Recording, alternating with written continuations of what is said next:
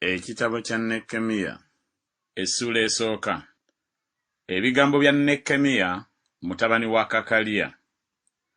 Awo olwatuuka mu mwezi Kisuleevu mu mwaka ogw'amakumi 20 bwe nali nga ndi mu Susani olubiri, Kanani omu ku baganda bange n'ajja, ye n'abasajja abamu abaava mu Yuda. Ne mbabuuza ebigambo by'Abayudaaya abaawona abaali basigadde mu busibe n'ebigambo by'e Yerusaalemi. Ne baŋŋamba nti ekitundu ekifisseewo abasigadde mu busibe eyo mu ssaza balabye ennaku nnyingi n'okuvumibwa, era bbugwe wa Yerusaalemi amenyesemenyese n'emiryango gyakyo gyokeddwa omuliro.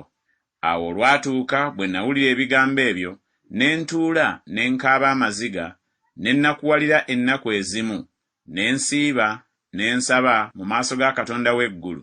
Ne njogera nti, nkwegayiridde, Ayi Mukama Katonda w'eggulu, Katonda omukulu ow'entiisa, akwata endagaano n'okusaasira eri abo abamwagala ne bakwata ebiragiro bye. Okutuuka okuwulire nno, n'amaaso go gazibuke, owulire okusaba kw'omuddu wo kwe nsaba mu maaso go mu biro bino emisana n'ekiro, olw'abaana ba Isirayiri abaddu bo, nga njatula ebibi eby'abaana ba Isirayiri bye twakwonoona.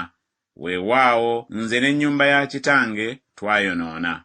Twakola eby'obukyamu ennyo gy'oli, so tetwakwata biragiro newaakubadde amateeka newaakubadde emisango bye walagira omuddu wo Musa.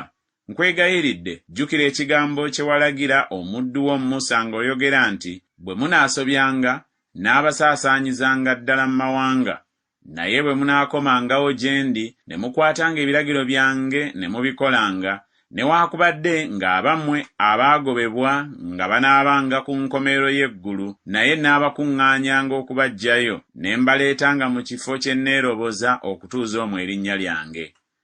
Kale bano be baddu bo, era be bantu bo be wanunula n'obuyinza bwo obungi n'omukono gwo ogw'amaanyi.